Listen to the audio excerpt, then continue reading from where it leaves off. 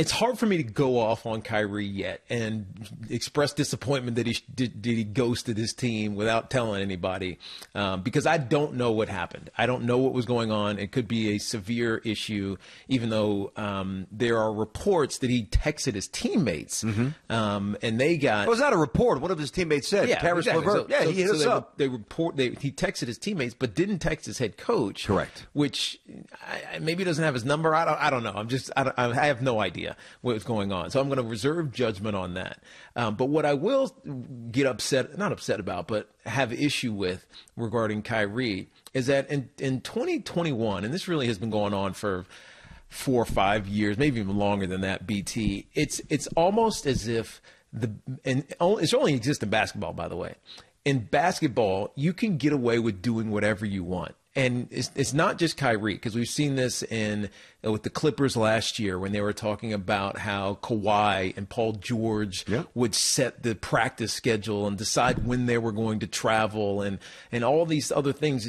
They fly in the face of what a hierarchy of leadership means in sport. And you look at those teams and you wonder why they falter. Even if there is a power that players have because of the money that they're making or the acumen to play their games, I think it's utterly disrespectful to not inform the guy who is your direct superior. And that's the only way to put it, because the coach is the superior. He makes the decisions that you're not going to show up. And again, I'm not going to judge him on not being there because I don't know what actually happened, but you got to tell somebody, because it puts the coach in a very tough position to now have to figure out, well, hell, what lineup am I going with right now? In my mind, leading into this game and game planning this team, playing against this team that we were playing, who was, by the way, one of the best teams in the East to start the season. Best record in the NBA before last night. They came in at 7-1. That's right. Against this team, I need to know how I'm going to put my – they don't just show up and roll the ball out and go play. You know what I mean? The coaches have a lot of diligence that they put into their lineups and how they're going to play against specific teams. And to not give any indication that you're not going to be in that part of that process, I think is disrespectful to that exact process that we're talking about. I think that this is utterly unacceptable. I think that the erratic nature of Kyrie Irving is once again on full display. I certainly hope everything's okay. I probably should have said that first. He's a human being, and you just want the best for everybody. Yeah. That goes without saying. I shouldn't really have to say that, but I will, so everybody knows where my heart is first. That comes first. That comes first, no doubt. See, but the way you laid it out, it's actually worse than that, because it's not that he didn't reach out to Steve Nash. That's bad enough.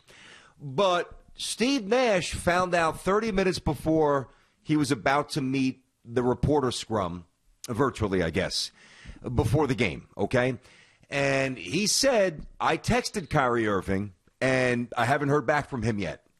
After the game, he was obviously asked about this again. And he said, I still don't know what's going on. So let me just get this straight. So not only does Kyrie Irving find the time to text his teammates while not texting the head coach, but he also lacks the respect for Steve Nash to even respond to Steve Nash's inquiry as to where are you and how are you? Yeah. This is a joke. Let me tell you, to me, this is where a large part of society loses me, quite frankly. And this is where the softness of society drives me insane. Because there are two stories here, right? One is mental health, which is a real thing. Would never, ever, even remotely attempt to minimize that. Absolute, real life, real world stuff, right? The text that he sent, I don't even know the journalist's name, but he sent it to somebody, I just didn't feel like playing. That was the quote. Okay, all right. You don't feel like playing? We're going to attribute it to something that is wrong or plaguing you in your mind. And there are pills for that, but it's not like you have a headache or your knee is barking or your back. The brain is incredibly unpredictable. So I'm not going to sit here, and shovel out theories as to what is wrong with Kyrie Irving. I don't know. I don't know if anybody knows right now. Yeah. I definitely don't know. But what I do know is that, you know, when I hear people saying, well, listen, it was a rough day in America, and it was, clearly, it was brutal, right? Rough day in America. He didn't feel like bowling. Yes, you know, it's understandable. It might be understandable that you didn't want to do your job, but it's completely unacceptable not to alert the authority figure that you're not going to come and do your job. Yeah. Like, what in the world? Who thinks that that's okay? Like, who looks at that and says, I'm cool with that? I don't know. Guy's making $35 million. I have to text the head coach. It's all good. You can text your boys in the locker room. You can't text your head coach. That is weak. Yeah. That is wrong. And I'll take it a step further, Tiki. And they'll never do this because they already empowered him too much from minute one. If I'm the Nets, I'm suspending Kyrie Irving. That's what I'm doing. You don't want to play? Now you can't play. The problem with that, BT, is that I feel like every team, to an extent, not all of them, but every team to some extent, has allowed players to dictate what they're going to do. Not to this extent. I know, not to this extent, okay, but to an extent. They dictate what the players want. How do you feel today? Yeah, I'm going to take a day today. That's great. I don't. My back hurts. I didn't sleep well last night. This travel's getting to me. Can I not do the back-to-backs? It's been going on for decades, and I think it's now becoming a problem because of the money. And we keep talking about this, BT, how these guys make so much money and it's all guaranteed. And yes, there are ways that you can suspend them for conduct detrimental and they don't get paid, but still it's not going to put a dent in the wealth that they've accumulated playing this game. And so when you're that different from society, you think you make your own rules. And this isn't just athletes. This is really anybody who has become uber wealthy. Some of them are very responsible, but a lot of them aren't. Mm-hmm. And I think athletes, and in this case, Kyrie Irving, he's seeing himself bigger than the entity and the game that made him who he is. And maybe that's just a momentary lack of awareness, but it's something that I don't know how you tell him that.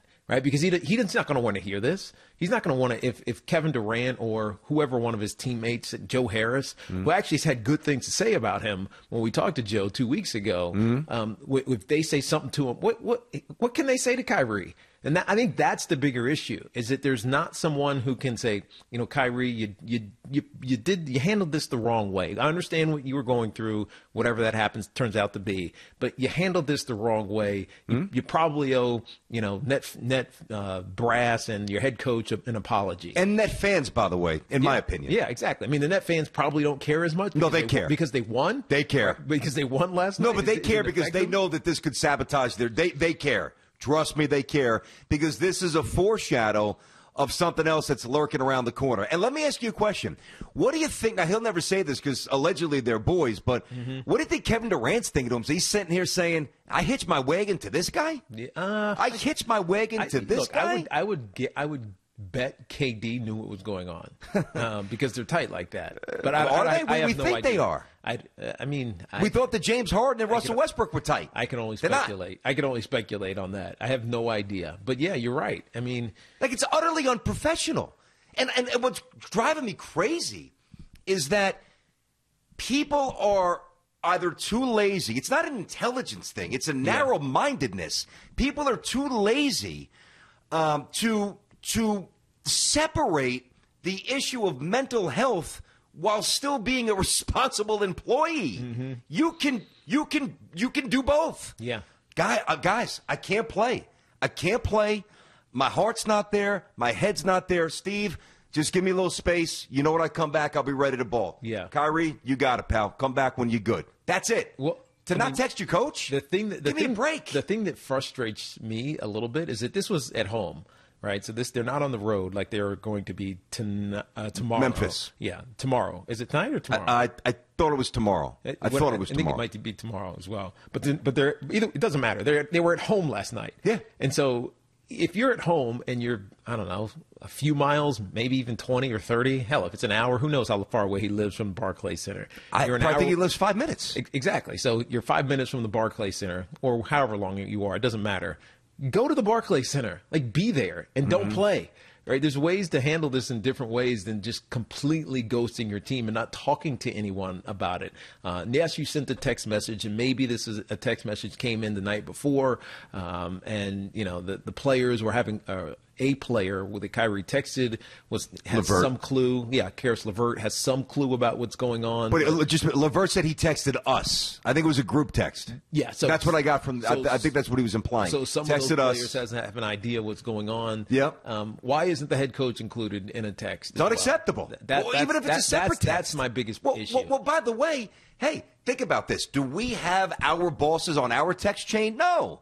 But we communicate with our bosses. Yeah, we don't want our bosses seeing our stupid juvenile jokes or, whatever we say, whatever.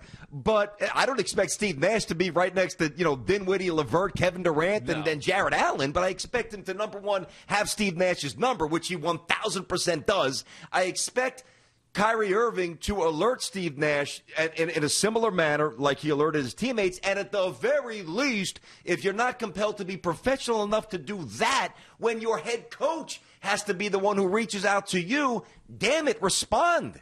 Let me read this. And look it up at the screen. Steve Nash said he does not know why Kyrie Irving won't play tonight against the Sixers, as in he is unaware of what his personal issue is. This is before the game, obviously. Nash said he reached out to Kyrie, did not hear back. After the game, which encompasses 2.5 hours, which gives Kyrie Irving ample time to get on the right page to at least professionally do the right thing, still didn't respond to Steve Nash. Yeah. You got to suspend them. Well, you got to suspend. Here's the other Quit side kissing of this. his ass. But here's the other side. Steve Nash, unless Steve Nash intentionally wanted I'd suspend him. To be an issue. I don't care what anybody thinks. I don't care what Kevin Durant thinks. I would suspend him. You know why? Because eventually, and at this rate, it might be in a month, eventually Kyrie Irving's not going to be on the Nets, right? Either he retires from basketball, he wants to travel the world, whatever he wants to do. I don't know how, and I've said this before, I don't know how long Kyrie's going to stick with basketball, but eventually Kyrie Irving's going to be gone. But the Brooklyn Nets will still exist. You cannot allow one guy to do whatever the hell he wants. Yeah, but here's the thing. You can't have it. But here's the thing. It didn't affect them as a team. Like, sometimes this affects you as a team. It didn't seemingly affect them. And I think that's a testament to the staff. It's to D'Antoni and Jacques Vaughn, who actually had this issue last year that he dealt with. So maybe there's just an experience in dealing with Kyrie being Kyrie. The other thing, this is the other side of this, conversation, BT, is Steve Nash is still a young head coach. It's only his ninth game they're 5-4. So his ninth game as a head coach. Something like this, where you're not certain about what's going on, you make it go away. This is a personal matter for Kyrie. We'll discuss it, at a later date. Instead of bringing it to the forefront that he was confused and not informed, unless he was upset and mad and wanted it to be brought out. Yeah, I'm not going to cover for Kyrie Irving if I'm Steve Nash. I'm not covering for him. But isn't that the responsibility of a coach sometimes?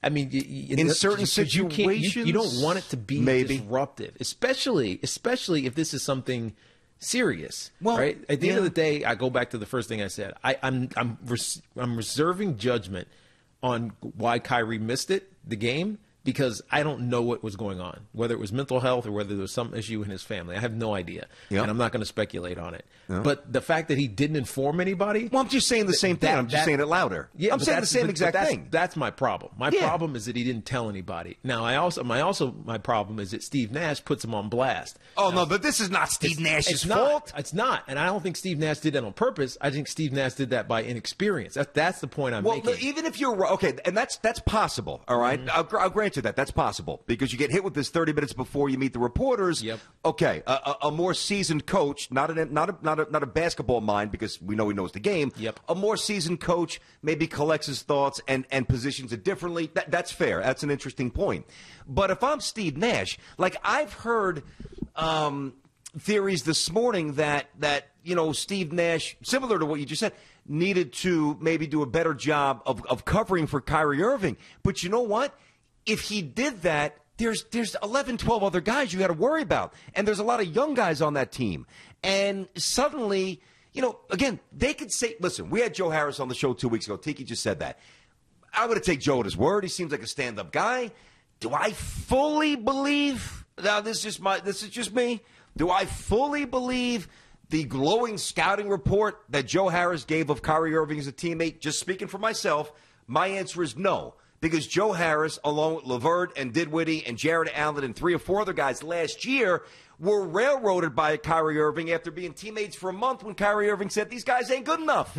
So no matter what Kyrie did since then, I would not have forgotten that. Yeah. And there's other players that you have to guide.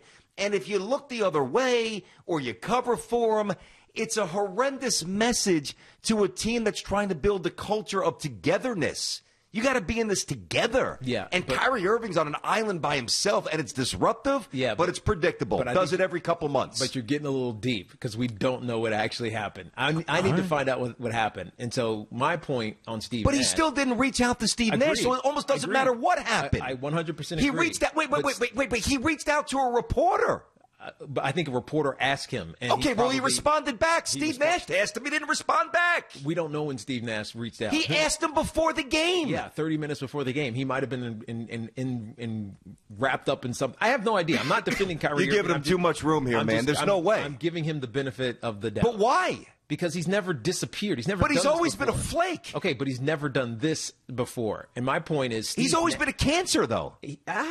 Yes, it's hard. Maybe you can look at it that way. But he's been also a winner on a team in Cleveland that we know about. And again, I don't know what's going on. And when I find out what's going on, maybe my opinion will change. But I'm not one to rush to judgment like that. But at the end of the day, Steve Nash could have made this a non-story. Instead, Steve Nash unintentionally fanned the flame and is creating a firestorm that we're now going on. I still find it really interesting. The only thing that I'm upset about, because I'm not even upset because I really don't even care, but the only thing that bothers me about this whole situation is that he didn't tell his coach. Right? And again, I'll go back to that. The hierarchy of leadership matters in sport. It matters in everything. Yes. It particularly matters in sport. And the fact that he was disrespectful to that, that's the thing you hold him to account for. But it's not the first time he's been disrespectful to that. You know? It's not going to end well.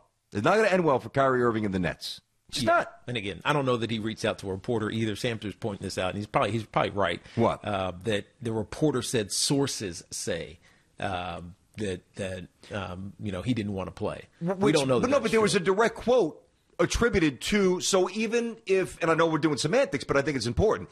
Even if Kyrie didn't respond directly to this reporter, he responded directly to somebody other than the person he should have responded directly to first. His coach. Yeah, it's true. That's what I'm saying. That's true. Is it? Maybe he didn't have his number. Maybe he didn't have his number in his phone. He didn't recognize it. Oh, God, I can't. Thanks for watching. Make sure you like and subscribe, and don't forget to hit that bell to be notified when we drop fresh content.